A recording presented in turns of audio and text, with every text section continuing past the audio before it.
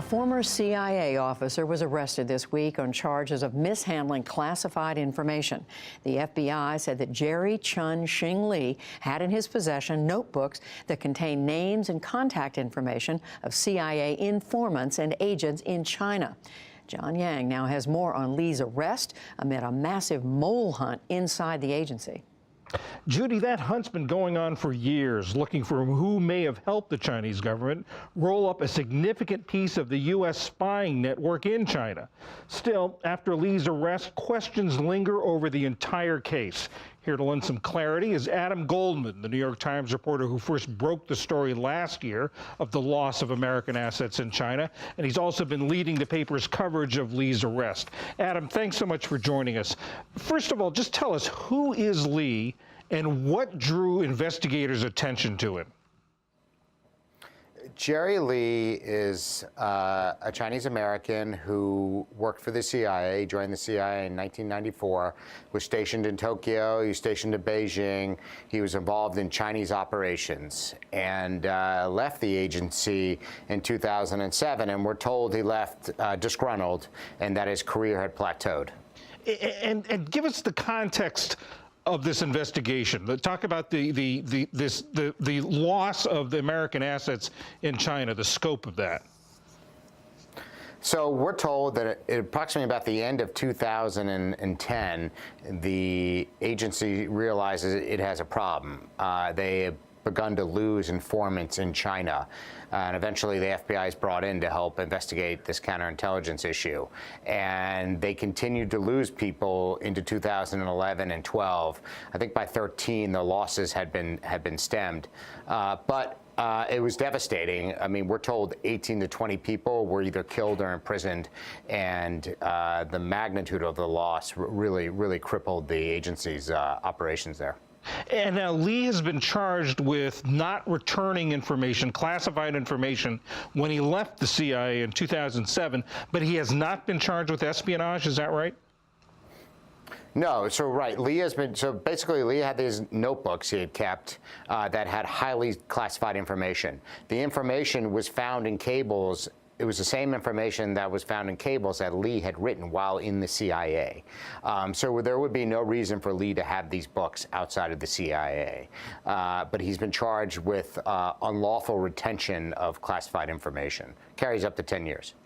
And as you've been writing, that there's a debate within the CIA and the FBI about whether Lee is responsible for giving this information to the Chinese, or even if there's a mole at all. Well, I think for some of the people who investigated this, they could demonstrate that Lee had information knew about some of the people who were killed. Some, but not all of them. So how do you explain how the Chinese wrapped up everybody? I mean, we had heard it had been a combination of several things. You know, possibly Lee might have been involved. I want to stress that, might have been involved. Their COVCOM, the way they communicate with their secret agents in China, might have been compromised, or a sloppy tradecraft by agency people in China. That means essentially when they went to go meet their informants or their agents in China, that Chinese intelligence managed to pick that up. Now, you also wrote in today's paper that Lee was first questioned, or I should say that they first found this information, this material, in Lee's belongings in 2012. He was questioned, and then he was released. He was let go, even though there was this cloud of suspicion around him. What was going on? Lee came back. It was a ruse. The CIA had offered him a sensitive contract, and they wanted to get him back to the States because he'd been living in Hong Kong, and by that time they were fearful he was divulging secrets to China. So they wanted to get him back, and they offered him this secret contract. So they managed to lure him back and his family, and they interviewed him 5 times, but they never disclosed to Mr. Lee that, in fact, he had these books filled with information, or they suspected he was a Chinese spy. And they made it was a calculated gamble.